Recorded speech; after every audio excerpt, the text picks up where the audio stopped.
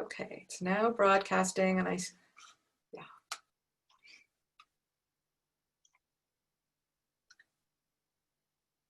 Okay, everyone coming into our webinar this evening, welcome. I'm going to wait a few minutes as the numbers actually get into our webinar. We have a lot of people registered, and that may take a minute or two, so.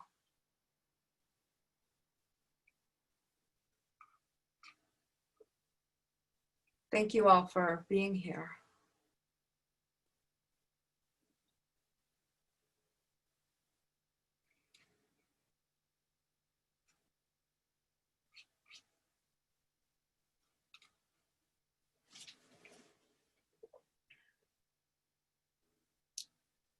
Let's see, we're getting there.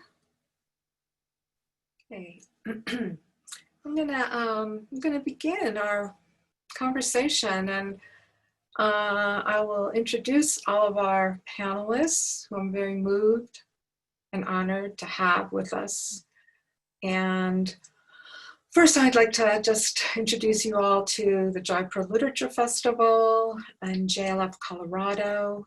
The Jaipur Literature Festival itself began in India 13 years ago, as some of you probably know. It pretty quickly exploded into the largest literature festival in the world. It's a free event, and it inspired over 200 other literature festivals throughout Asia, Africa, Europe, places like Lahore and Dakar and Nairobi and South Africa and Moscow, and places where freedom of speech is not always a given, and in fact can be even a little dangerous. Jaipur Literature Festival, the foundations have always been, from day one, equity and diversity, giving voice to marginalized communities.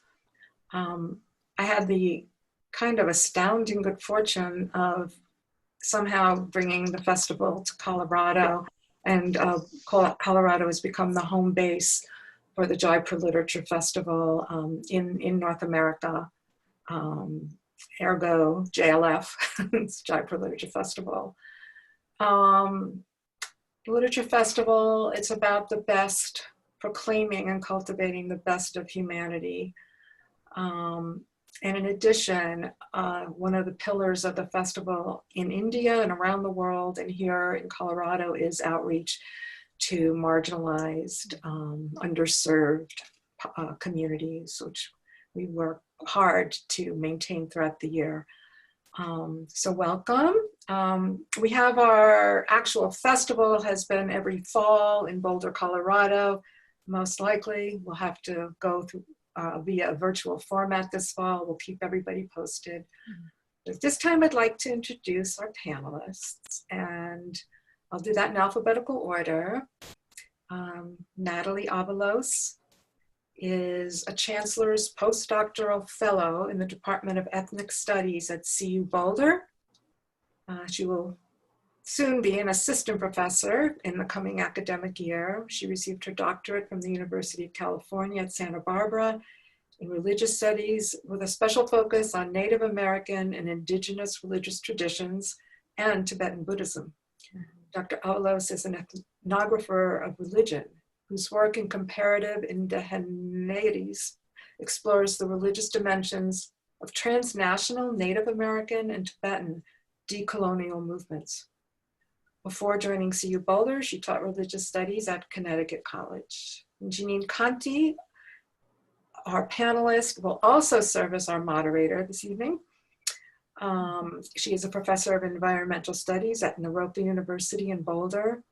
A lover of nature, justice, and contemplative practice, her teaching intersects issues of social and ecological justice connected to worldview expansion and positive change.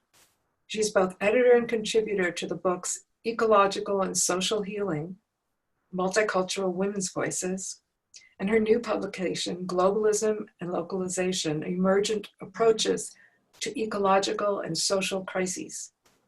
Professor Canty has a doctorate in transformative learning and change from the California Institute for Integral Studies and an MA in cultural ecopsychology from Prescott College. Suzi Q. Smith is a nationally known artist, activist, and educator from Denver, Colorado. She holds a degree in English writing from the University of Colorado at Denver. She's been performing poetry throughout the United States for over a decade. Her poems have appeared in Union Station magazine, Suspect Press, La Palabra, Muzzle magazine, Mal País Review, The Pedestal, Los Angeles Journal, Denver Syntax, Word is Bond, Peralta Press, and in the anthologies Diverse City, His Rib, Anthology of Women, and In Our Own Words. Her chapbook collection of poems, 13 Descansos, is available from Penmanship Books. She currently is co-chair of the Denver Commission on Cultural Affairs. David Heska Wanbli Weiden is a professor of Native American Studies and Political Science at Metropolitan State University of Denver. I want to add, he's also an attorney. And he is an enrolled member of the Sikangu Lakota Nation. Please feel free to correct my pronunciation. David is the author of one of the most highly acclaimed novels of the year, Winter Counts, which follows the story of a local Native American forester on the Rosebud Indian Reservation who becomes obsessed with finding and stopping a drug dealer. It's a Native thriller and also an examination of the broken criminal justice system on reservations and a meditation on Native identity. David is also the author of the children's book, Spotted Tail, a biography of the great Lakota leader and winner of the 22 Spur Award. Okay, I'm gonna hand it over to Jeanine with honor and great pleasure. Thank you, Jeanine. Thank you. And yeah, it's a real honor to be on this panel with Natalie and David and Suzi, and we will see what unfolds. What we'll be doing is we're going to do just some open questions that we have for about the first hour, and then we'll open up to the audience for questions. So you might want to hold your questions until that time. And yeah, I really want to give a big thank you to the Jaipur Literature Festival, and especially to Jesse Friedman, the executive director, and as well as Jules Lewinson, who's doing all the technical support right now. And yeah, before we jump into it, I just want to do a few acknowledgements. So maybe each of us can get centered in our bodies and our spaces, and to really open our hearts and get into our breathing. A lot of the things that are happening right now are obviously prompted by some tragic losses. And so I just wanted to say some of the tragic names of the people that have been brutalized and the losses. So George Floyd, Ahmaud Arbery, Tony McDade, Trayvon Martin, Quan McDonald, Freddie Gray, Eric Garner, Ayanna Stanley Jones, Botham Jean, Michael Brown, Sandra Bland, Yvette Smith, Alton Sterling, David McAtee, Walter Scott, Breonna Taylor, Tamara Rice, Philando Castile, Stephen Clark, and countless other Black brothers, sisters, and folk. I want to give an acknowledgement to the land that we live upon and the First Nations people of this place, the Ute, the Arapaho, and the Cheyenne. And in particular, I also, in solidarity, want to acknowledge all of the missing and murdered Indigenous women. That's an epidemic in this country. And most especially, I want to honor the earth that we are all living within, and all of our ancestors and all of the spirit beings. Whew. So let's, yeah, take a deep breath, because that's a lot to just name right there.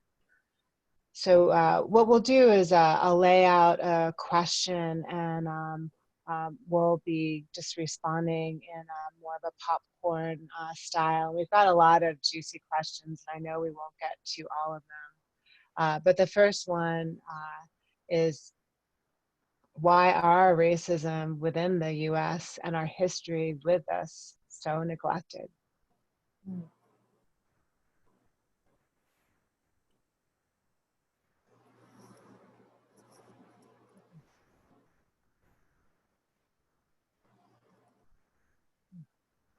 I can jump in first. Can you guys hear me okay? Can you guys hear me all right? Yeah. Okay. You know, that's such a large question. We could probably talk hours, months, days on that. You know, I'm a professor of Native American Studies, and so I think my role here is to sort of talk to the Native experience and why has racism against Natives been so pervasive in American society. You know, it's been said that there are two original sins in America: the enslavement of African Americans and the theft of the land. And when I teach my students, we of course examine both of those. But the underlying problem is that there's a structural racism that persists. And so I like to make a difference when I distinction with my students between talking about personal racism and structural racism. And so for American Indians, the structural racism is very, very difficult because at every step of the way, the policies are weighted against us, whether it's healthcare, whether it's education, even land ownership. There's a famous case from the US Supreme Court called Johnson versus McIntosh, which said that American Indians cannot own property because we're not Christians. That was one of the first cases of the US Supreme Court dealing with American Indians, and it essentially took away our right to own land in the United States of America. That case has never been repudiated. It has never been reversed. In fact, it was cited just 5 years ago by the United States Supreme Court.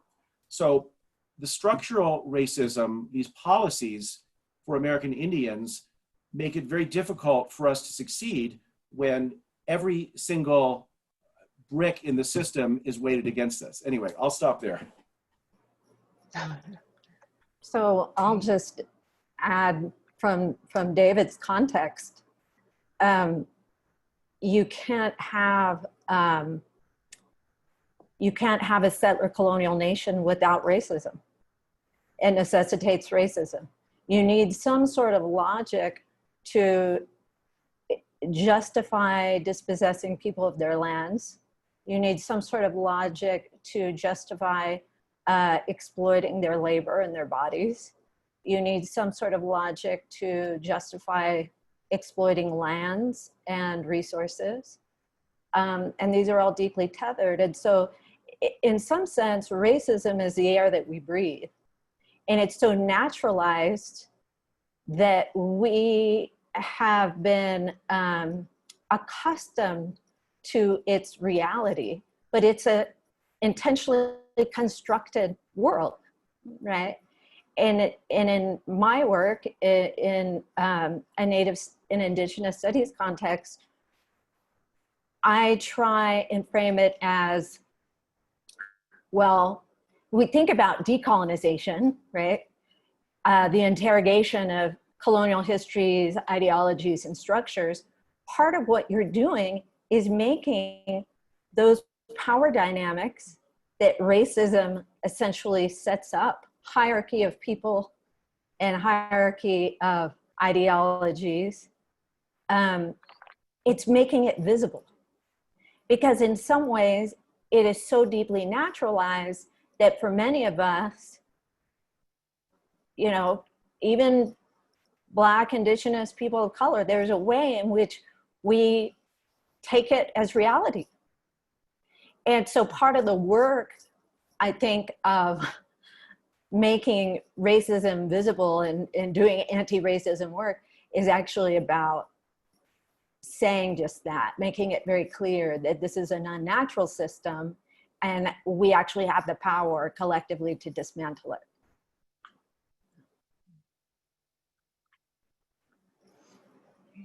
Thank you for that question, Jeanine. I So I think very much, you know, what David and Natalie spoke of is very much, I agree. Like racism is neglected by some people, and history is neglected by some people because that neglect is working for some people, right? It's maintaining the systems of power that exist in this country, right? So they need racism.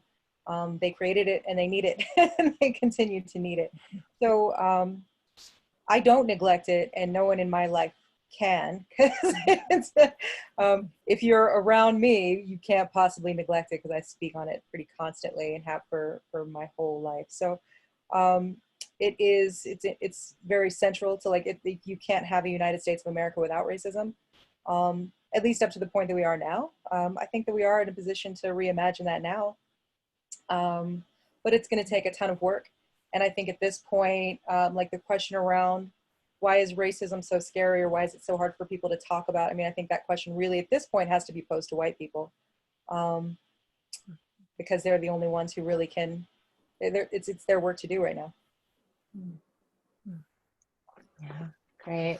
Yeah, thank you. Gosh, I'm already noticing that we could just work on that one question alone for this whole time. And I really appreciated what everyone just responded to that, and just really want to reemphasize that this, the story of the U.S. in particular, we all live within the U.S., or the panelists, is a narrative that silences the possibility of racism, because we package it as this land of the free, and all of these different cultures voluntarily came together and put on our bootstraps and achieved the American dream. But we don't tell the ugly truths behind that, of the colonization and the genocide, and the dispossession, and the all of the really negative things that happen with that. And not just to the quote unquote marginalized people, but everyone within that system is marginalized, even those that are achieving economic wealth or this fictitious dream. And that white people actually became white people within the early part of this container called the United States, as a way to separate haves and haves not, as part of a colonial economic system. So to come to that truth means we have to question the whole system. I know we're going to come back to that with some of these other questions. So let's jump into the next one, which I personally always love this question, because you can answer it differently in the moment. So what does the personal is the political mean to you?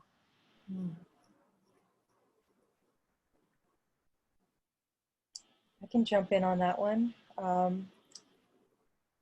So I think that I was born with an identity that other people politicized, and continually politicized. So I don't know that I ever had a choice.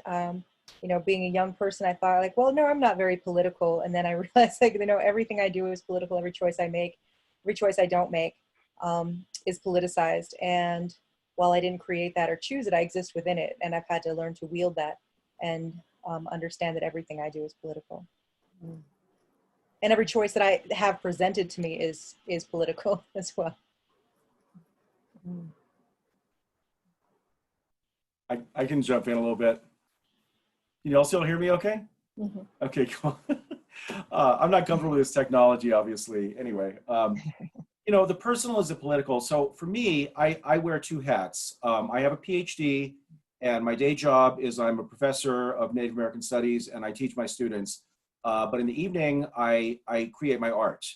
And so I'm a novelist, and I've chosen for my art to have a distinctly political edge. So this feels kind of self-promoting, but this is my book, which will be released in August. Thank you.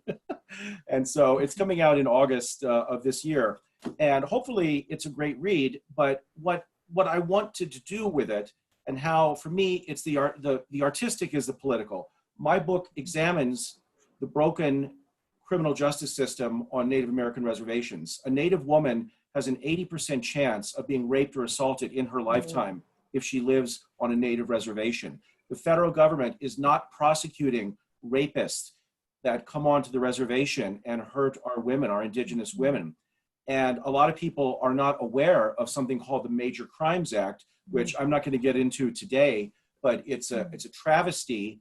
And this is, I believe, the first fiction book that shows the consequences when the federal government does not take steps to protect Native peoples.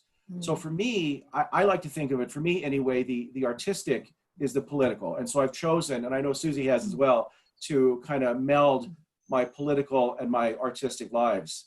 So that's just one way that I'm trying to help in a small way. So when I think of the that phrase, the personal is political, I think of power as something that is actually all around us, right? And that there's, we have these tacit understandings of power, but that our bodies are actually attached to power, that there's coercion from outside of our bodies that we internalize and we negotiate and we maybe speak back to and resist. And so when I think of the personal as political, it means that all of the complex intersectional dimensions of my personhood are being differently accessed at times, oppressed at times, challenged. And so there's never a moment in which power is not present. You know, power is just evident in our one-on-one interactions, with community interactions. And so I think of the personal as really, how is it that we choose to negotiate power? How do we choose to understand it in equitable ways, and not just in an abstract, you know, kind of philosophical, but how do we choose to live equitable power, right? And so that's really where I've been thinking in terms of the personal as political, is how do we actually live in equitable ways and express that through our bodies and through our relationship dynamics. And you know, just to follow what David's saying in terms of those examples, right, of how power for some means that you are constantly dealing with power over you. You are constantly in a state of needing to protect yourself from coercive and exploitive power. And for some, there is very little recourse, essentially no recourse to protect you. And I think that that's where we're at right now, really looking at kind of nationally, internationally as a community right now. Okay, thank you so much. Yeah, I'm still just chewing on what the three of you just said. I'm not going to add to that response, because I the next question, I definitely have something to chime in with. So we'll move to that one, which is how do the marginalization of the earth and people go hand in hand? And I think this one's really important as we're looking at the kind of the largest view. And personally, I sometimes think we look at issues of injustice, and particularly racism, as just, you know, certain bad people not liking other bad people, and not putting it into a larger context of why this is happening as systems of oppression. And one of the areas that I teach in is environmental justice, that really looks at how people of color, indigenous people, the poor, working class, women, children, people of varying abilities, and the LGBTQ communities are disproportionately affected by ecological issues. since these communities have less political and economic power to fight them. And, we really can see how I firmly believe that any large-scale pattern of racism, particularly within the US, but you can look globally, is always about the acquisition of natural resources. And we see that with Native American populations. It was about taking the land, disinvestment, free land. Similarly with African populations that were brought to Turtle Island to work the land. Same thing with Latina and Chicana populations, also with many Asian American descendants that were brought here. And so it's not an arbitrary system. It's always about the acquisition of natural resources. So I would just take this back to the idea of the settler state, right? And really a history of colonialism. And there's been a term that's been floating around in like critical race studies and Black Marxist studies called racial capitalism for a little while now. And it's this idea that basically capitalism cannot exist without racism. And so a project like settler colonialism, where you're taking over basically huge swaths of land, dispossessing people, bringing in people from another continent, repopulating, I mean, just this huge mass human engineering event. It cannot exist without these theories of personhood, really. And again, the irony is that these theories of personhood, kind of anthropological notions of race, really weren't cultivated and refined until the late 1700s, really well into the 1800s. But initially, it was theories of the other based on religion. So when, the Spanish conquistadors first came to what is now Mesoamerica and the Caribbean, their conversation was not, is the religion of these peoples inferior as Jewish or Muslim folks? The question was, are they even human? Do they have religion? Do they have souls? Right? So these theories of personhood really were rooted in kind of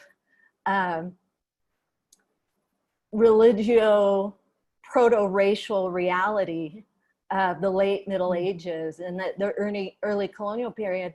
And it's these theories of the human that have remained with us and have just become so deeply naturalized, right? So systems are set up where, as David pointed out, laws are created where if you understand the land itself to be empty of Christian people and that have no rights to land, you're able to justify their dispossession, right? So this is how an idea about not only the exploitation of land, because really that's what you're also justifying. How do we exploit the land in a way that is really just about the production of capital?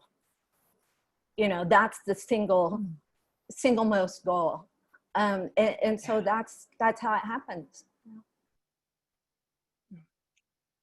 I'd love to jump in just on your answer, your wonderful answer there, Natalie. So you bring up an important point that my students and people that I speak to are often stunned to learn. American Indian spirituality was criminalized and outlawed until 1978. 1978.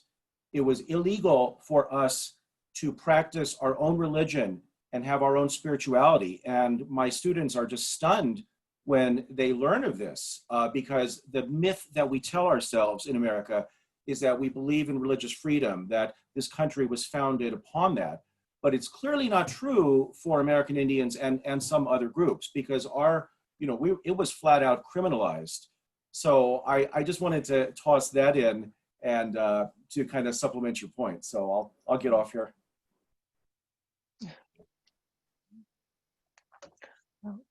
Okay, well, maybe I'll, that's actually a great segue to the next question. And then after we do this response, we'll actually move into some poetry from Suzi Smith.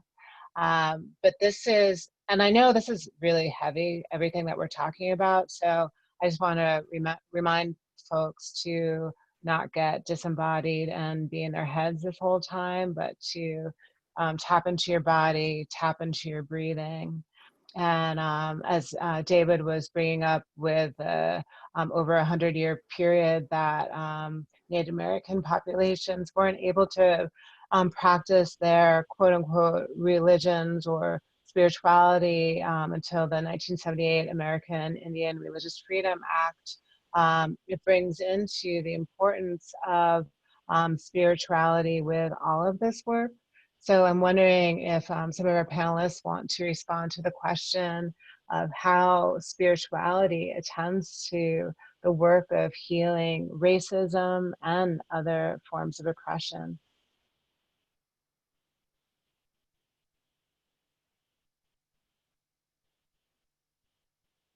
I mean, the optimist in me wants to say yes, and that racism is only made possible by people who are disconnected from their spirits, and anyone who is spiritual can't be. I mean, I think about also, right, the use of religion and some spiritual concepts to dispossess people, to dehumanize people. I also think about spirituality that has survived and helped me survive and helped my family survive and helped my ancestors survive. So I think about a lot of those traditions, and I think it depends on, it's a tool like any tool maybe, in which it can be really, really dangerous sometimes, and it can be used to, dehumanize and murder people. I think when I consider like the enslavement of African people and bringing them to the US, right? Before that, there was a dehumanization of African people, right, by many Europeans. When we think about like what John Locke wrote about African people, we think about a lot of this history of dehumanizing African people has been long going, right? And so, but there's also this rhetoric that they used around, that they also use with indigenous people here in the Americas around saving their souls, right? And all of this work, it was to save souls. So it's an interesting, and then I also think about like literal, like the spirituals that my ancestors passed down, and the things that have kept me alive. So it's complicated, but I think that if you are connected to your spirit, I think it's very, very difficult to dehumanize people. And I think it's very difficult to disrespect any living being. I think it's very difficult to disrespect the earth and anything on it or in it when you are connected to your spirit. Because I think, but again, that's my spirituality, right? And I believe that, if you're connected to your spirit, you're connected to everybody's spirit. So that's my theory.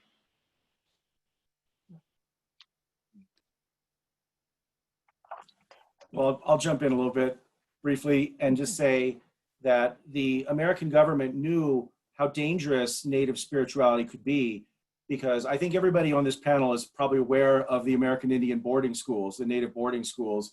But for the listeners out there, if you weren't aware of this, up until the mid-20th century, there was a policy where American Indian children were taken without consent from their parents and shipped off to boarding schools off reservation, sometimes on reservation, where the first thing they did was strip these young children of their language, their culture, and their spirituality. They were forbidden from practicing their spirituality. The government knew that it needed to extinguish Native spirituality if it was going to, break and assimilate and try to get rid of what they called the Native problem. My own grandmother was one of these women. My own grandmother was one of the last generations to be taken to the Carlisle Indian School, which is the most infamous boarding school of all, where they would hang you up by your thumbs if you spoke your language or if you tried to practice some Native spirituality. So the government knew just how critical it was to try and suppress Native spirituality. And this pattern, of course, has existed for many groups across American history. So I'll stop there. Yeah, I think this is a really important point that, you know, as Suzi noted too, it's complicated to reclaim your spiritual self when your spiritual self has been so deeply abused by religious systems, right? And I think that, like David is saying, there's a way in which the institution of settler colonialism can only operate through the whitewashing of ideology, really trying to eliminate your reality and impose a white supremacist Christian reality onto you, right? And so I think that that project is part of what, honestly, I think we're seeing the death rattle of that project now.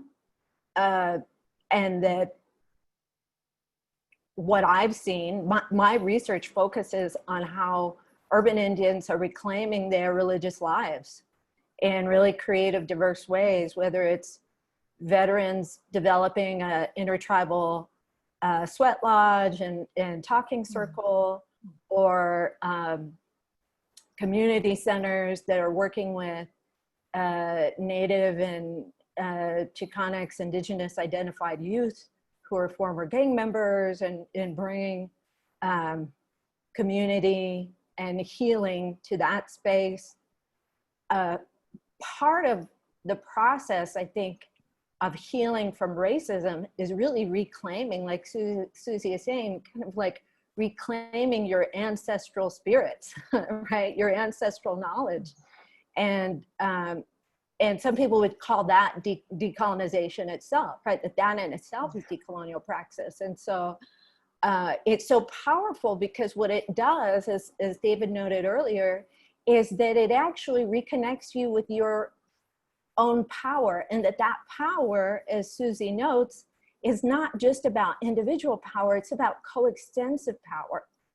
That you are actually coextensive with all others, and that it actually empowers you to see yourself in this larger net of relationships. Right? Yeah, these responses, just even the interlinking of the three responses together, which they're mixing in my head right now, are really beautiful. And I resonate with so much that is being said there. And I think even about white people and how, well, any culture that has been colonized, including white, whatever that is, European cultures with the witch burnings and the breaking of pagan traditions. It's the breaking of lifelines to our, as Natalie was talking, to our ancestors, to our roots. So all three of you were talking about this. And so many people in our, in this country fear the word religion because it has a lot of connotations with like the religious right, or you know, other forms of brutality and oppression, justly so. But I often like to bring up the difference between spirituality and religion, and a lot of religions are suitcase religions that you can just bring them wherever you go, and they're usually through a secondhand being that's like a preacher or a book or some other authority figure. But most earth-based traditions or spirituality in general is a direct connection to not only earth, but to present moment. And we get so much power from that. And to me, it's so much a part of the recovery and healing process. Because not only is it the recognition that when we let go of control and can tap into those other resources, we actually have helpers. And so many people within our kind of mainstream culture want to have the answers and be in control, but not surrender to something greater than oneself. So this is a perfect moment.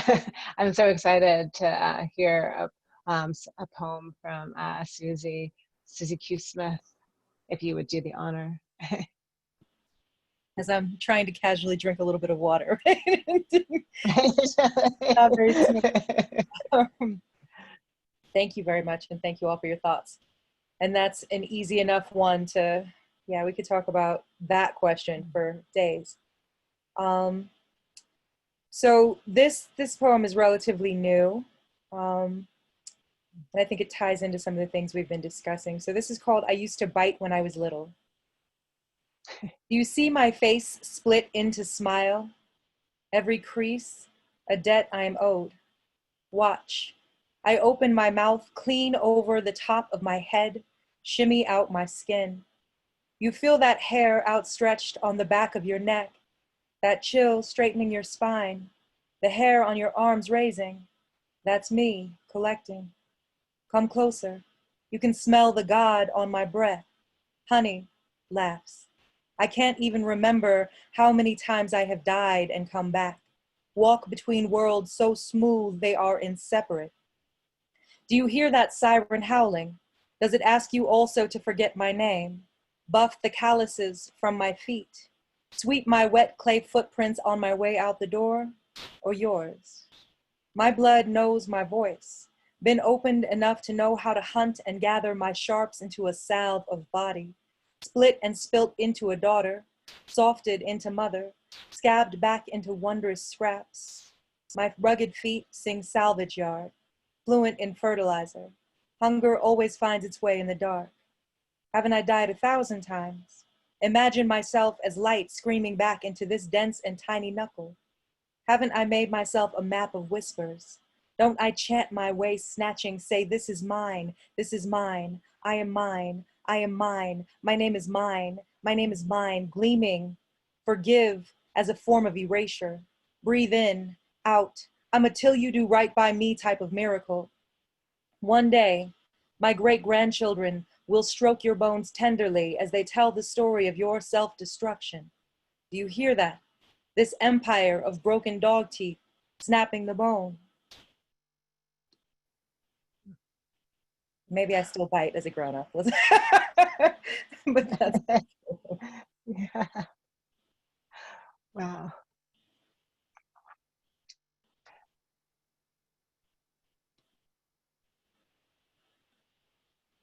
Thank you so much. That is beautiful. I'm sure we're all, snapping our fingers. And I was checking out Suzi Q. Smith's work on her website and listening to some of her poetry and other media forms. And it's just all kind of mesmerizing. It's definitely something you need to listen to way more than once. So I'll have to check that out again. So thank you. And that definitely leads into an important question, which I think relates to most of everyone's work, some more than other, but what, and I think both David mentioned this earlier, I think it was David, but what is the role of art in disrupting oppression?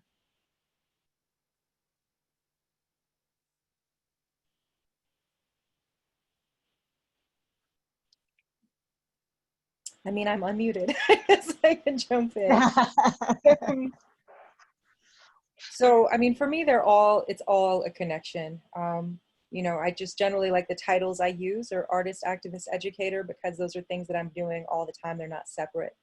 I think that I'm someone who feels very deeply, and I can't possibly contain everything I feel as a response to what I witness and experience. I feel things in a large way, and those feelings have to go somewhere. And so they turn into art as a means for me to save myself from exploding. And then maybe they can become useful to other people as well, right? And sometimes they have, so that's fantastic. But I can't not. And I'm also like deeply connected to my community and to people whom I love, and there are all kinds of different people. And so it's very difficult to, I think even James Baldwin said, to be a Negro in this country and relatively conscious is to be in a rage all the time. And so that's part of it. And I think there's so many people and so much news, and we have access to so much information, right? That it's very difficult not to be in this space of like deep reaction all the time. So for me, like creating art is a meditative process. It's a self-healing tool. It's part of like just how I navigate the world. And ideally, and often the works that I make are valuable to other people who don't navigate the same way.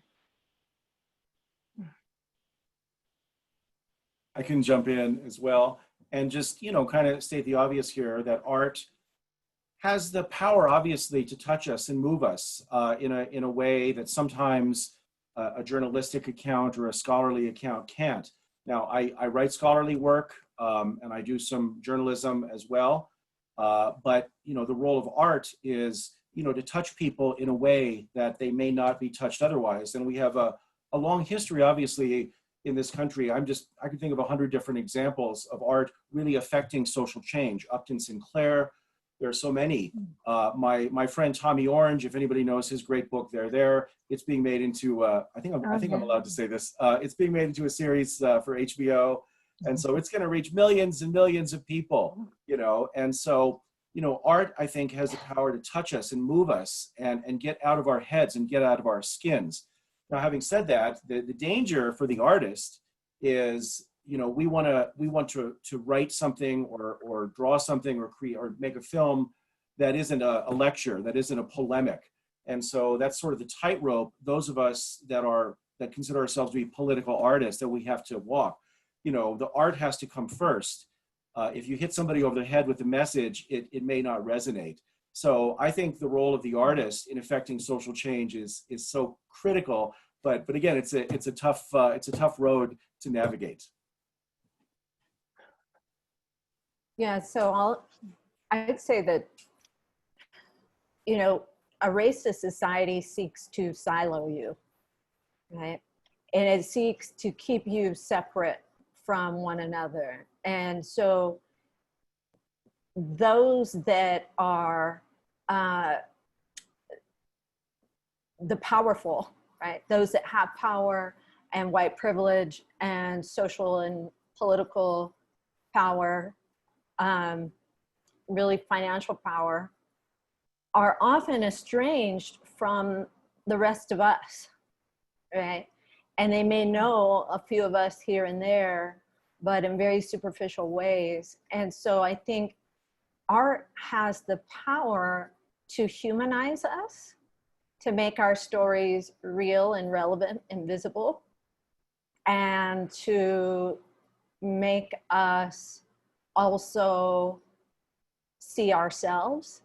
I think for me in my teens, when I started reading literature and poetry, especially women of color, like that kind of a 90s wave of third world women of color literature, it was like a revelation. It was like a bomb went off in my mind, because all of a sudden I realized that my experiences were not only theorized and explored and analyzed and understood here, but that there was a whole community of people talking about it, and that I could eventually join them, and so I think that art is so powerful in that way, to really give ourselves a voice, to help us see ourselves, but also help others see us. Great, thank you. Yeah, and I definitely resonate, I keep using that word, with everything that's been said. And I love that book by Tommy Orange, There. So I'm like, wow, that's awesome. I read that last summer, I believe. And yeah, I think this has already been said, but I just want to kind of re-emphasize it in my own words, or in words, that I think the kind of Western mindset is so intellectualized, that we often are codified under some sort of truth that is always about abstract thinking and facts, science, the right answer. Yet it's art and other forms, whether it's meditation, movement, any direct experience, gives us access to a power that's unbreakable. And it also breaks the habit of mind that is our colonized mind, that thinks just in this intellectual way. And I know I and all of us, we need this disruption so deeply. So I'm sure so many of the people that are attending right now have some sort of art form. But if you're not engaging in some sort of art form, make sure you do. And you don't have to be great at it or even good at it, just do it. So we're approaching kind of the end of our time for questions, and I have some pithy ones. And so what I'd like to do is move to the final question, and then I'll just throw out two others together before we move on to questions. Oh, and I can go on as long as I like. So let me go to this end one, and then we'll track back. So, so what does it mean to be decolonized, and how might an ally to these movements begin the process of decolonization?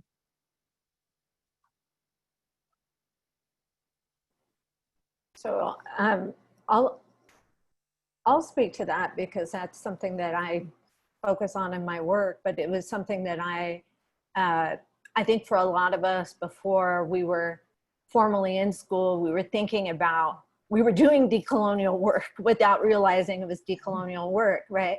And so I think of decolonial work is interrogating all the naturalized forms of power around us that tell us stories about, you know, my innate intelligence, my innate character, my capacity for my morality, my capacity for success, my sexuality, all these things, right? And so starting to really interrogate, is that true?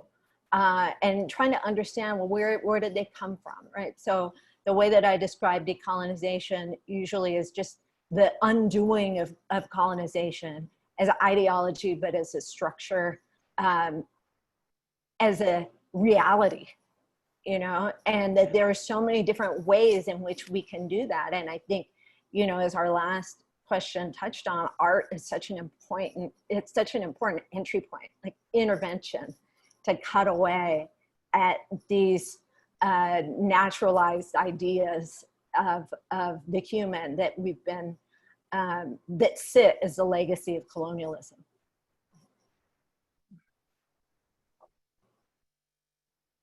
I can jump in a little bit on, you know, that's, again, we could talk for hours on this, if not days, years, decades. You know, what does it mean to be decolonized, and how can you achieve that? It's something that I struggle with. So I'm a dad.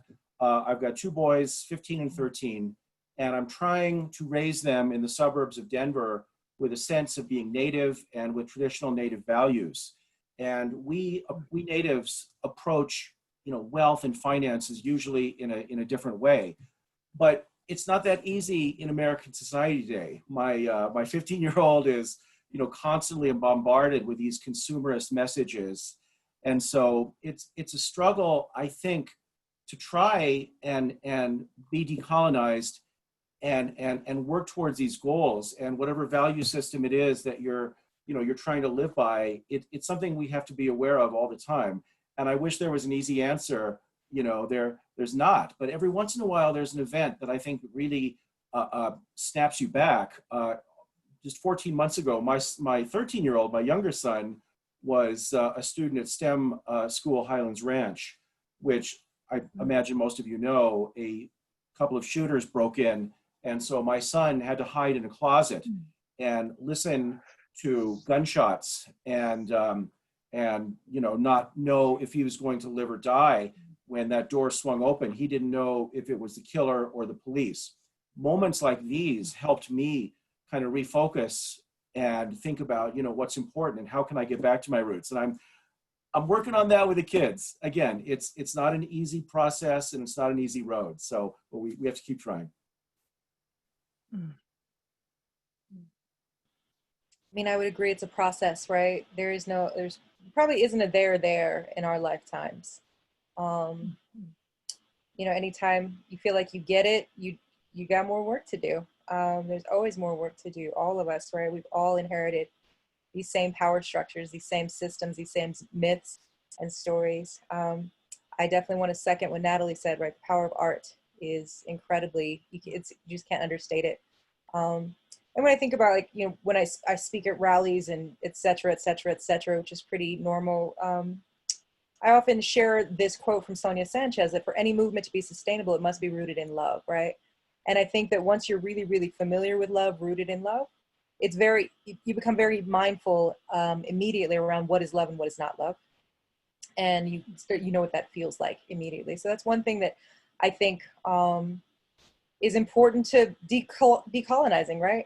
Also, reading books. Like, I mean, granted, we're all writers, but reading books is something I would highly recommend, right? There are so many wonderful books out there, so many reading lists that can help you in your process. I'd recommend like a book club with like fellow folks who you can have hard conversations with without traumatizing them. What I would not recommend is like talking to your nearest brown friend and saying, hey, can you help me understand this? Because no, no, I would rather not. I personally have gotten I've hit my maximum on those messages. So I'm no longer available for those, but I can point you to some reading lists. And there are some wonderful writers who do this work. So I would highly recommend getting into books and also having folks to process those books with in a safe and healthy and supported way. So something that I'd like to Thank add you. really quickly is that there is an additional definition of decolonization that should be mentioned, and that is essentially indigenous sovereignty and indigenous autonomy, and really the land back to indigenous peoples. And that's not an issue that is something we could ignore as a nation or even is a global community any longer, right? Like there's, if we really want to think about and understand settler colonialism as a material project, then decolonization is also a material project. It means the material needs to be recentered to the peoples whose resources have been stolen, right? So just wanted to get that out there quickly. Yeah, that's thank you. And that's something so important to name. And I think for those of us that are having conversations about the returning of land or reparations or some of these things that, not having police force, whatever it is, some of those things seem like, oh, well, we can't do that. Yet we're at a point where, well, yeah, we can. And for me, the decolonizing process is so much about breaking that master narrative that we all live under. I teach at Naropa University in Boulder, and so much of the work is about meditation and mindfulness, and being able to see that kind of crazy narrative that we have in our headspace, and to disrupt and reframe that. And a number of you mentioned just even like a loving narrative, and that consumer, all those messages that we are constantly bombarded with, and then bombard to ourselves about not being enough, not looking the right way, not having the right job, not having the right sense of intelligence, not whatever it is, and how brutalized we are to ourselves and to one another. I've been working on a writing project that focuses on narcissism. And when we buy into all of those narratives, not only is it really tragic and detrimental, it keeps us really stuck into this really small ego.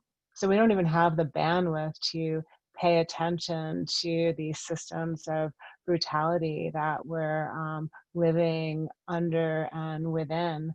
And so we don't necessarily show up for one another and do the work of service. And so I think just taking that leap of shedding our kind of our self stories that are handed to us, and starting to look to those, double down on all those resources that are really nurturing. So I want to bring it back to exactly what Natalie just brought in. Opens up a whole huge and a conversation. But I'll pose these last two questions together, and this would be another year, decade, lifetime, many lifetimes process. But is forgiveness possible? And is healing possible?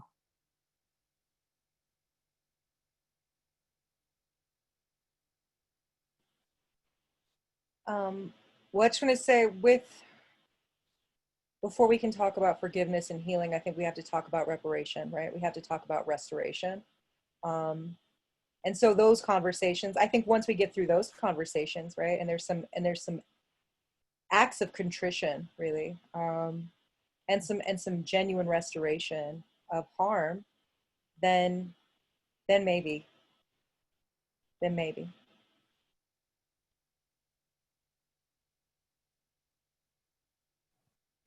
I'll just jump in a little bit on that. I really love what Suzi said. I think part of forgiveness, yes, is that there needs to be some sort of, I guess, taking responsibility, taking into account what has happened, and reparations, that's a whole nother issue. Some of you may know there was an official apology made to American Indians, and there've actually been two, and they stuck the first one in the middle of this 600-page bill for defense spending. And, it was like a paragraph in the middle of this bill that nobody could ever possibly read.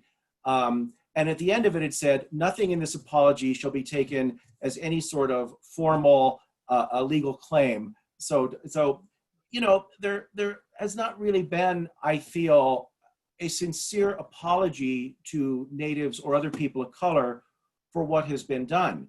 I do think forgiveness and healing is possible. I really do. But I think there are some steps that have to be taken first. So. Yeah, I agree with both Suzi and David there that, I think of it almost as this relationship of that we have to colonialism. It's almost like being in a relationship with an abusive partner, right? And if you don't have accountability and transparency and transformation and change in behavior, like all those things, and it can't really continue. And, I feel like the US is really last, even among the settler colonial nations. In Canada, you've had a whole Truth and Reconciliation Commission. You've had structural, at least the moves toward structural changes, whether they're still empty or not. And I think in the US, we've just been so far behind. And I think in some ways that it has to do with the double-pronged dimension of our colonial history, African slavery and indigenous dispossession. And now the ways in which that also links in and gets tied into the mass incarceration of Latinx indigenous peoples, right? And so, but also realizing that, again, those goals are always strategically focused on the production of capital, right? And so that's why resources here are so important. So when resources are reallocated, then we can think about like equanimity and justice and being together in a new way, really having new kinds of relationships, building new kinds of relationships with one another.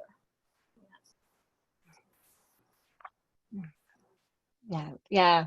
Thank you. Again, I'm just dripping in everything that's been said, and really agree so much. And it's, if you want a healthy relationship, something has to change. And so just an apology doesn't do that much. And yeah, as was mentioned, the U.S. has been the last in so many cases. I mean, I know we were the last, the United States government was the last to sign on to the UN Declaration of the Rights of Indigenous Peoples, and we haven't had a truth and reconciliation process, and we do very token measures. Some years ago, I was in a dialogue, a publication dialogue, and one of the panelists was one of my dear friends, a woman named Suzi Benali, who used to teach at Naropa and is the former executive director of cultural survival. And we actually got into the, as David brought up before, the boarding schools history. And she's Tiwa and Navajo. And that question of, about forgiveness. And one of the attendees asked, is forgiveness even needed in our chat box just a couple minutes ago? And her response was that forgiveness, and I think this is the same as Natalie was bringing up, having an abusive partner, forgiveness is important for the person that's been traumatized, that has done the injustice. And it's not because the perpetuator has necessarily changed or made some grand measure, but if we don't have any sort of forgiveness, we're not going to be able to move on, and future generations aren't going to be moved on. So in a lot of ways, it decenters that wrongdoing and the power that the wrongdoer holds, and it allows something else to emerge. But the whole other, all of the land, the economic system, the structures of oppression need to be addressed. So that's brings us to time for audience questions, and I'm going to look at them and help with the moderation. And just so you know, I'm not a professional Zoom moderator, so I will do my best. So, so participants, if you do have any appropriate questions, yeah, please type them in the chat, as Jesse just said, and I'll try to read them and vent them as well. And we do, it looks like we've got, at one point we had 160 people on the Zoom, so let's see.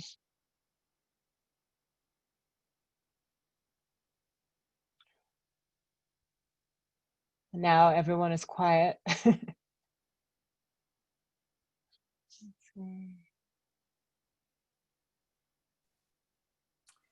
If you have the little icon to raise your hand, if you feel more comfortable raising your hand, and I can unmute you as well. So it's a little harder to keep track of all that sometimes. So, oh, there's a hand. Okay, that was a number 17206 is on. Yeah. I've asked to unmute, but I don't know that it's, let's see. And in the meantime, I could read some of the questions that are coming up here. One is, could you say something about whites' relations with ancestors in terms of healing and looking at family history that is very ugly? Another is, what actions can we take in our daily personal interactions? And someone also wanted to know what allyship, where does allyship begin? And then one particularly to David, what's the difference between structural racism and systematic? I'll stop there, and there's more coming in. Oh. 17206, would you like to ask your question also? Yeah, can you guys hear me? Yes. Oh, cool. I joined late, so I apologize. I don't know the lady's name, with the beautiful tapestry in the back, and I think she might have dreads. Suzi. Suzi. Suzi. So thank you. Yeah. I just wanted to ask Suzi, because love is such a subject that's can also be talked about in such depth.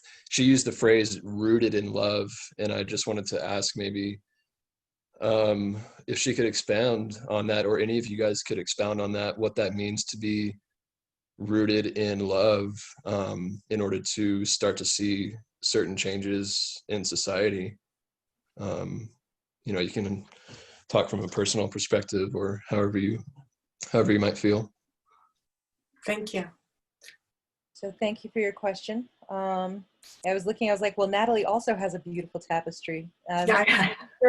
Which of us you met. So that's actually from Sonia Sanchez, right? That for any movement to be successful, it has to be rooted in love. And I think about that in just some of like the very, very basic terms. Obviously, love is complicated. I'm a poet. I obsess about this pretty daily, right? But I think about, when we're talking about like the larger things around, like, for instance, redistribution of property and wealth in the United States, right? That is to dispossess a people of their land and then not give it back, that's not love, right? You know what I mean? Like, that's not a loving thing to do, right? Love wouldn't move that way. Love wouldn't do that. And if you're talking to if you're a parent of two children, right, who are disputing over something, right? If one child takes something from another child, right, that's you would want them to restore that harm, right? So those are things that that's an easy overarching, right? That's the way that love would do it. That's the way that love would move. We have different relationships to love, different understandings of love, different cultural relationships to love, different gendered relationships to love, all of those things, right? But there are some, I think, early childhood basics that are generally true. When you put kids together on a playground, they generally have a sense of what's fair and what's not fair, what's love and what's not love. And so I think in thinking about that in basic principles, right, I think the only loving thing to do is to redistribute property and wealth and restore harm that has been done, right? So that's just kind of one way to examine how that shows up in movements. Also, I want to add in the quote from Tony Cade Bombara, who says that, the role of the writer is to make the revolution irresistible, right? And so there's got to be some love and some juiciness and some joy and some dancing and some fun and all of that too. Great. David, did you want to respond to that question of difference between structural racism and systematic? I will. I just wanted to jump in on the last one, though, because it was such a wonderful and poetic question, if you don't mind. So I'll happily talk about structural racism. But I was kind of thinking, as Suzi gave her wonderful answer about how, the different forms of love and what does it mean to operate from a position of love. And in my culture, I'm a citizen of the Rosebud Sioux tribe, in our language, the Sichangu Lakota Oyate. And we have a phrase, mitakie oyasin, which means we are all related, we are all relatives. And there's a lot of meaning and depth, I believe, in that phrase. It means that for Native people, we view the world and all peoples as related. And if you begin from that understanding, then it changes the way that you act. You may not go out and try and exploit the land. You may not exploit your neighbor. So I don't always live up to these ideals, but I love this phrase a lot, mitakie oyasin. So I can probably let somebody jump in, and I'm happy to come back to the second question.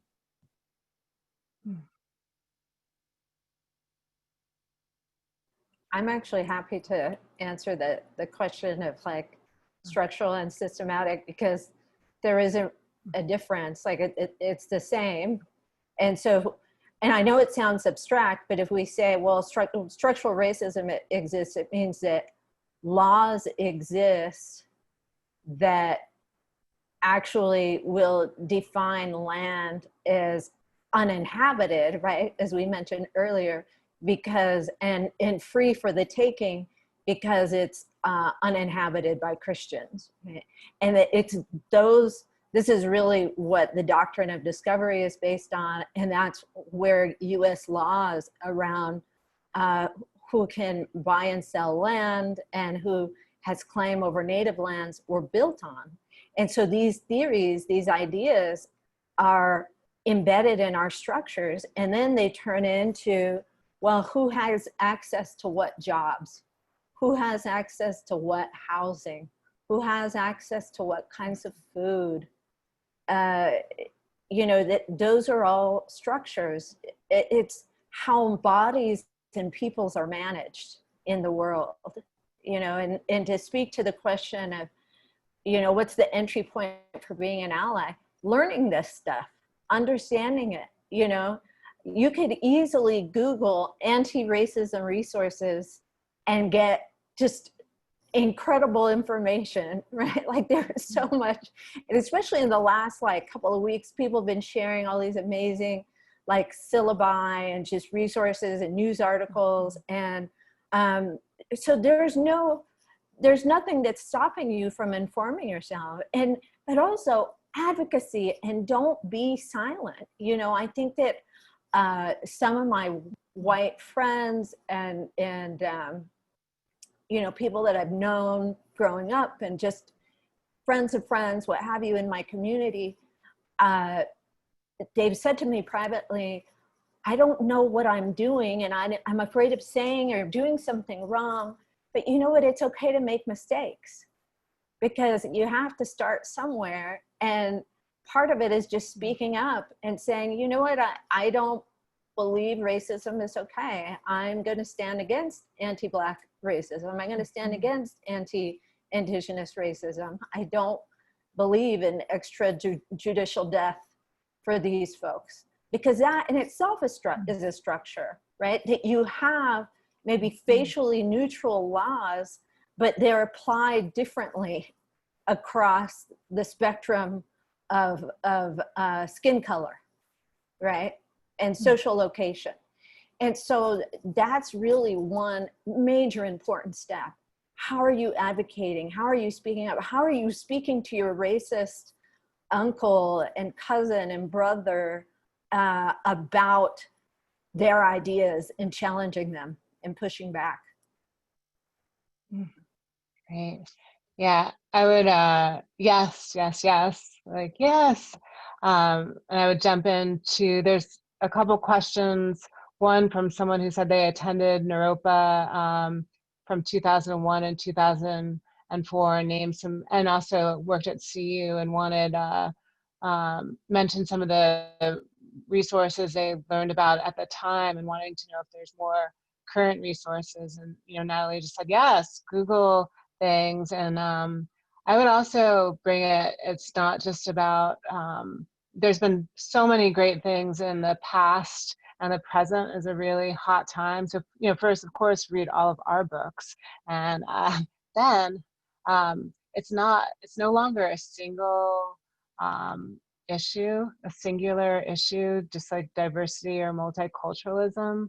I like to bring up the term movement, a movement of movements, that even if we all learned how to be non-racist, we just within the US, then we would actually just be opening up the plane of oppression more towards the global South, because we would going towards the resources of marginalized peoples in other places. We need to connect these systems to the climate justice movement and capitalism and all forms of oppression.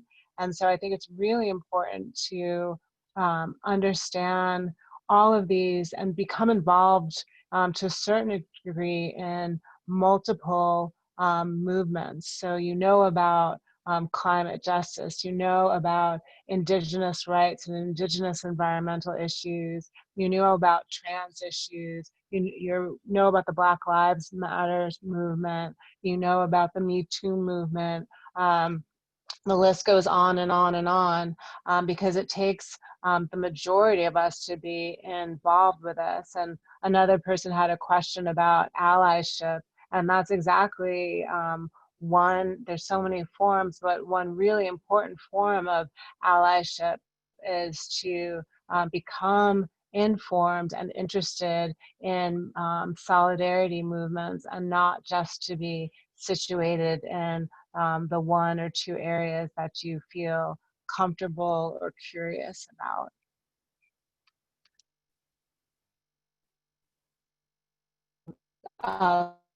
The other panelists want to, there's a question here. How can white people begin to recognize and separate embodied white supremacies from their white bodies? Ooh, that's a big question. Maybe I'll add another. Another question is, can we talk about how the form our writing is decolonizing? That is, it seems colonial narratives are perpetuated by their story forms. I'm wondering how you think of telling stories differently, decolonially.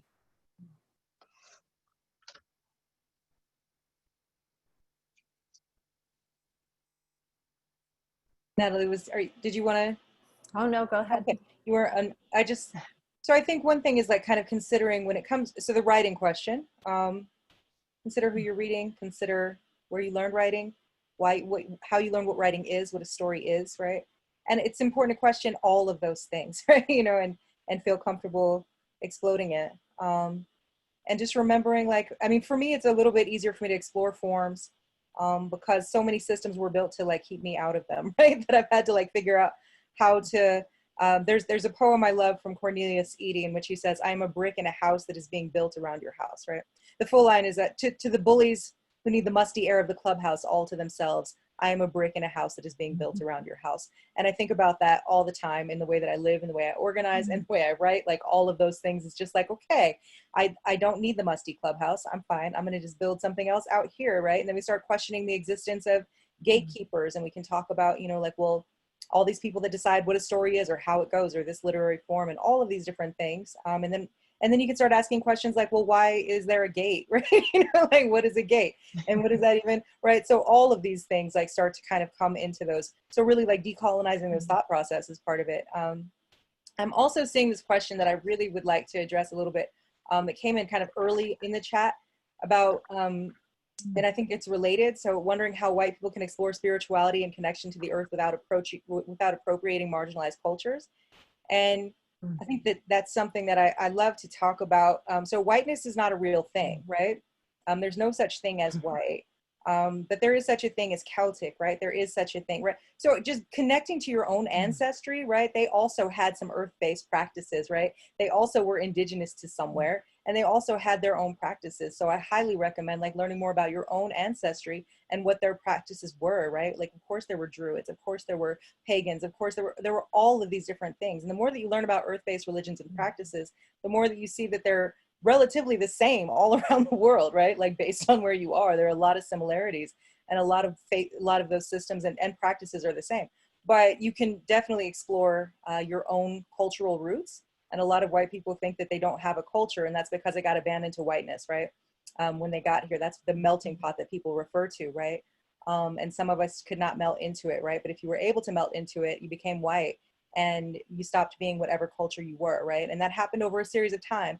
Like as people came to the United States, right? Like Italians weren't white, for instance, when they first got here, and then they became white over time, right? There's a process.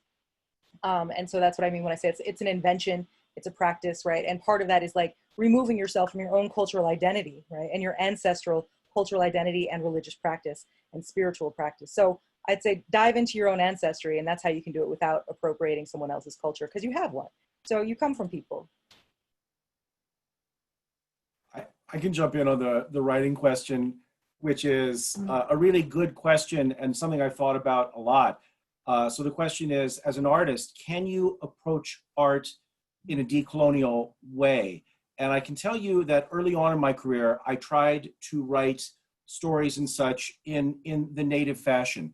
So native, I'm a novelist, so it's not that easy for me to write in a decolonial way, because native storytelling forms operates in a circle. But I found that when I wrote that way, everybody's like, this is terrible. This is just so bad, you know? And I finally gave up. And so I am the first to admit that I am really colonized when it comes to literary structure. I admit it, okay? This is based, the narrative structure in this book completely follows the Greek 3-act Aristotelian structure, but I do try on the margins to add some, some decolonial flair. I try, okay?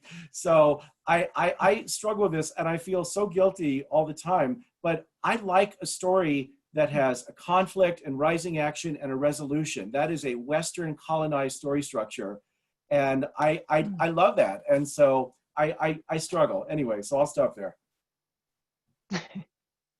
So to speak to the question of whiteness and white supremacy and how to interrogate it, I think that the starting point is reevaluating. Do I think of myself as a superior person? Do I think of myself as innately more deserving of wealth, resources, education, a good job, social status, all these things? And why? And why do I think that way? And why might I think that all the social institutions, the state, whether it's local, state, federal governments, why is it that they always know best and their theories of equity and justice are somehow the best? Maybe they're not. Maybe we can think outside of these worlds. And I think that a lot of white allies have, but then that kind of leads us into the question that Suzi addressed beautifully of like appropriation. You know, there's ways in which there's like a whole generation of white folks that became enamored by indigenous peoples, probably really several generations, starting at the end of the Indian Wars and from then on. You know, according to Philip Deloria, that's when like playing Indian became really popular, right? But that there's a way in which indigenous peoples are fetishized and romanticized, and you can fetishize and romanticize while still retaining your power. And so when you're interrogating your power, that's when you're doing the work, right? When you're really reevaluating your innate deservingness to all of those things. I'd say that's a good starting point. Yeah. I just want Wow. to second that I'm willing to go. You can keep it responding to questions as long as you all have time and would like to. I'm not, so even though we're approaching the 7:30 hour, so please, you're welcome to continue. Okay. Well, maybe we could start winding down, because I do want to honor everyone's time. And I know, there's so much here, and I just really want to honor Natalie and Suzi and David and myself and Jesse and everyone for showing up. I did want to say something about the cultural appropriation that comes up a lot with my students and at events that I talk to, especially I live in Boulder, and it seems like a hotbed of cultural appropriation. And folks often feel entitled to take traditions, songs, practices, particularly from Native American tribes. And I definitely agree with what Suzi was saying, what Natalie was saying in response to that, and particularly with looking at your own, where does your own earth base, your pagan ancestry start? And also I teach, my main area of teaching is environmental studies, and particularly eco-psychology. And I do think there is a responsibility for all of us to get back in touch with Earth, so we stop the large-scale devastation of the planet that we're seeing. And there is something about creating new practices and rituals through actually just spending time and listening to the wisdom of nature. That doesn't mean taking someone else's tradition of interacting. Many wisdom holders say that all knowledge is actually embedded in land, and when we stop kind of trying to take or make new things up, but actually let the elder beings of the land inform us, we start a practice of decolonization as well. Yeah, so maybe we can just have each panelist say a final word, and then we can close, but not really close, especially with what folks were saying about gates. We're not closing, but we will close.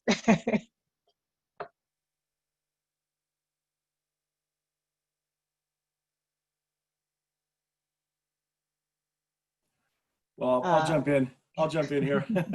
So first of all, it's been my honor to take part in this wonderful panel with these wonderful artists, thinkers, scholars. And so it's just been so great. And so for the people who are still hanging in there with us, thank you for listening or participating and honoring us with your presence. I just want to close this by saying it can be overwhelming at times to think that, you know, how do I, just one person, what can I do to end racism and injustice in this society? And it can feel so overwhelming, but small actions in the aggregate can make a difference. The wonderful Black science fiction writer, N.K. Jemisin, has been talking lately on Twitter. There's been a huge, among us writers, a huge discussion. So Black writers are being paid about half of or less of what white writers are being paid. Jessamine Ward, who won the National Book Award twice, is getting a fraction of others that are not of color. N.K. Jemisin, I want to credit her here, she said, look, most people in publishing are enlightened and, you know, trying to do the right thing. Nobody is coming to the table saying we're going to discriminate against the people of color. But these small actions of discrimination and not giving access to people of color, they add up over time and they turn into, in her words, a racist Voltron. Okay, and so my closing words here are that small actions of justice and healing and love can add up over time. So I hope you'll consider that. And again, thank you all so much.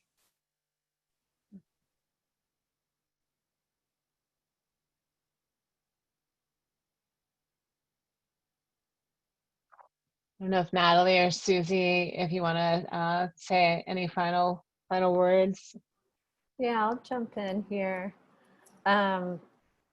Thank you so much. I just really appreciated our discussion, and I feel like we could have spent an hour on each question, right? Because they're so deep, but in some ways they're so deeply interlinked too, right?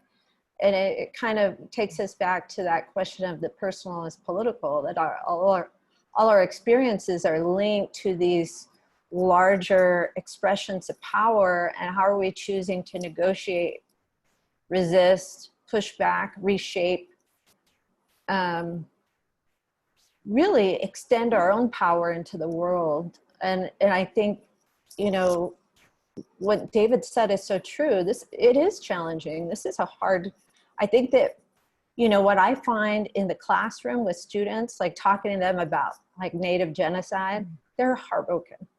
They're just so heartbroken. And I think there are so many folks in this country, white folks in particular, that feel so mortified that in some ways it's almost a trauma response. You know, I look at historical trauma in my own work, and colonialism didn't just traumatize Indigenous and African peoples in the Americas, it traumatized everyone, because you are essentially bound up in an incredibly violent system, right? And there's a way in which you know your complicity, but you don't know how to extricate yourself from that. And that's painful, you know? And I think that there's a way in which this is an entry point in a time for white folks to get together and talk about that and share space with one another about that and what that means. And I think, yeah, it's also an incredible time to have compassion for what we've all been privy to, you know, that this process is much larger than any individual person, and that we are doing the best that we can within it. And so, yeah, thank you all so much. So I want to thank David and Natalie and Jeanine. Thank you very much for being so wonderful to talk with tonight. And thank you, Jesse, for bringing us all together. This has been a really wonderful conversation, and it could go on for a while.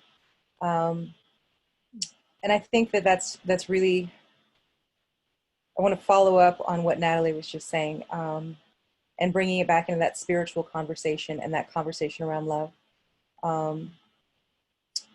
I think that part of cultural appropriation happens because people are disconnected from their spirits, and there's a deep longing from that wound, right? And they're trying to, it's a process of trying to reconnect to your own spirituality. So I highly recommend reconnecting to your spirit, right? Check into your own ancestral practices, and learn more about your genuine nature, because capitalism is no one's nature, right? It's no one's. It's very, very antithetical to life on earth. And so learning more about your actual nature and resonating with that, right? And yes, definitely finding a group of people you can process that with would also be really, really supportive. And I think that's necessary right now. And then figuring out, how do we dismantle this system, right? And really start reading up on anti-racist resources, which are all over the internet. There are a lot of really great lists out there, so highly recommend you check into that. There's TED Talks, there's so many great writers writing about this right now. So I'd highly recommend checking into that. And that's part of it, right? Start your book clubs and consider where you have power, consider where you stand in the world, right? As we're examining problems, right? Consider where your place is in that problem, right? And in the creation of it, in the maintenance of it, right? In the result of it, all of those things, we all have a place in it somewhere. So figure out where your place is in it, and how do you disrupt that? How do you solve it in whatever small way? And it can get overwhelming, like David said, right? It can be extremely exhausting, right? I think there was a point when I yelled out into the air when I'm just alone, it's like, oh, let me go check this email so I can solve racism, right? Getting a lot of emails asking me to solve racism these last couple of weeks. And I'm very well practiced. However, I'm overwhelmed, right? So when you're not very well practiced and when the work is new, and we're in such a time of crisis, and I think perhaps reconciliation, or at least like this moment of like awareness of like who we are. Like, we've all been in this sheltering in place as a globe, really having to sit down and reflect, and moving forward in this way. I think that there's a lot of things that can happen. So thank you again for being here. And yeah, that's it. Yeah, I so appreciate, Suzi, what you just said, and being able to actually have some laughter involved with just to solve racism. And I think this kind of tracks into some hints that have been dropped a little bit here, is also that there's a time right now where Suzi and probably all of us are getting a disproportionate of emails and requests in relationship to this topic for our kind of our free labor to solve these issues. And while it's important to have this information available, we also need to be justly supporting people. And then I think there's also something really beautiful as we kind of open our defense mechanisms around looking at racism and other forms of oppression, the oppression of the planet, that I've noticed that the more I open my kind of closed heart or closed mind around it and get into that pain, the more joy I have the capacity to feel.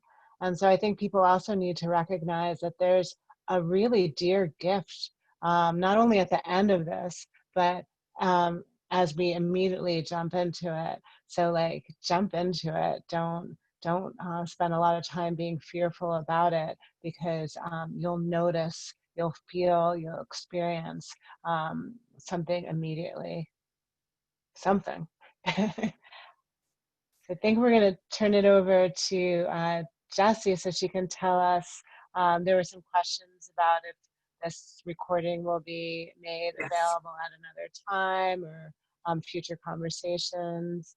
And I'm just so honored again to be in community with all of y'all. Yeah, and talk about honored.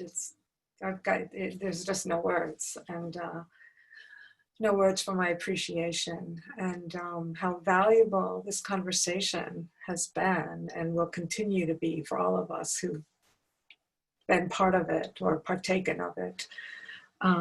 Thank you so very much. I was mentioning to our panelists before all our audience came in that JLF Colorado's intention is to continue this series of conversations throughout the summer before our actual festival in the fall, whatever that might look like.